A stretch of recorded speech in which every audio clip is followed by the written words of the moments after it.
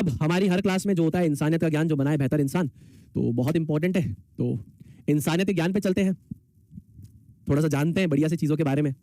तो ये जो कहानी है मेरे प्यारे बच्चों, ये जो कहानी आज मैं आपको बताने जा रहा हूं, ये बहुत ही बढ़िया कहानी है। कहानी में क्या होता है, बात को बहुत गौर से ध्यान से सुनना दोस्तों, मजा आएगा। तो इस कहानी में यह होता है कि एक पिताजी अपनी बेटी को स्कूल से वापस लेके आ रहे होते हैं। ठीक है, एक पिताजी अपनी बेटी को स्कूल से वापस लेके आ रहे होते हैं और वापस लेते आते समय घर ले जाने के बजाय वो उसे एक 5 स्टार होटल में लेकर जाते हैं। ठीक है, अब पिता ने जो है वो थोड़े से जो कपड़े पहने होते हैं वो फटे हुए होते हैं, पुराने कपड़े होते हैं, और बेटी जो होती है वो स्कूल ड्रेस में होती है, और वो 5 स्टार होटल में जाके बैठते हैं। जैसे ही बैठते हैं तो एक वेटर उनका ऑर्डर लेने के लिए आता है, और वेटर बोलता है कि सर मैं आपके लिए क्या लाऊं खाने के लिए। अब पिताजी जो बेसिकली गरीब है, वो कहते हैं कि आप मेरे लिए कुछ मत लाइए, मेरी बेटी के लिए पाव भाजी ले आइए। तो वो कहते हैं सर आप अपने लिए भी कुछ ले लीजिए ना। तो वो कहते हैं कि नहीं मैं अपने लिए कुछ नहीं ले सकता, है ना। मैंने मेरी बेटी से वादा किया था कि अगर वो जिले में कक्षा 10वीं में टॉप करेगी तो मैं अपनी बेटी को शहर के सबसे महंगे होटल में खिलाने लाऊंगा, और इसने पूरे शहर में टॉप किया है, तो मैं चाहता हूं कि आज मैं इसको पाव भाजी यहाँ पे खिलाऊं। वेटर बड़ा खुश हो जाता है।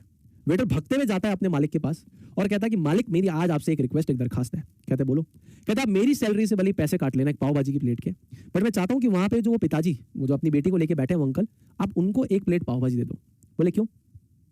बोले उनकी बेटी ने पूरे जिले में टॉप किया है और वो अफोर्ड नहीं कर सकते, इसलिए सिर्फ अपनी बेटी को यहाँ पाव भाजी खिलाने के लिए आए हैं, खुद नहीं खा रहे। तो उस होटल के मालिक ने कहा कि काम करो, एक पाव भाजी प्लेट उनको दो, एक पाव भाजी प्लेट उनकी बेटी को, तो 3-4 पाव भाजी प्लेट पैक कर दो, और 1.5-2 किलो मिठाई भी दे देना, 2-3 किलो मिठाई भी दे देना, कोई दिक्कत वाली बात नहीं है। बेटी ने, बच्ची ने हमारे शहर में नाम रोशन किया, शहर में टॉपर है, बांटो, कोई दिक्कत नहीं, हमारी तरफ से, होटल की तरफ से कोई पैसा लेने की जरूरत नहीं है।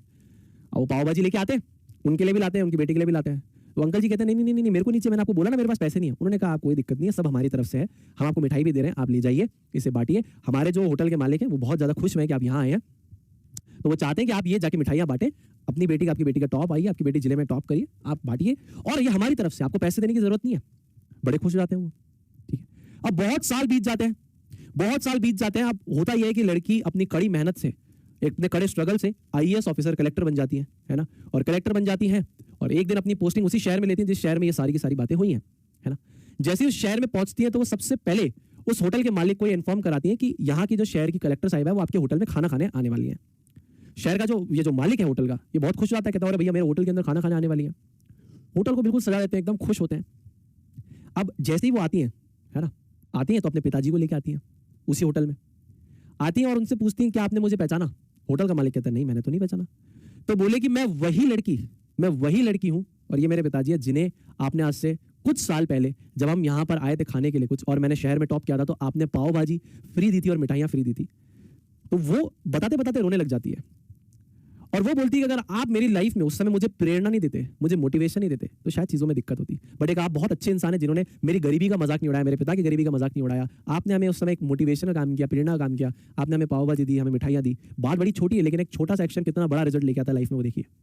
तो इस कहानी से आपको क्या सीखना है मेरे प्यारे बच्चों? किसी भी इंसान को जीवन में छोटा मत समझिए, क्योंकि जिसे आप छोटा आज समझ रहे हैं कल वो बहुत बड़ा बन सकता है ना। तो आपको अगर अपनी ताकत को दिखाना है तो सही चीज़ों में दिखाइए, कमजोरों को दबाने या गरीबों को दबाने में मत दिखाइए।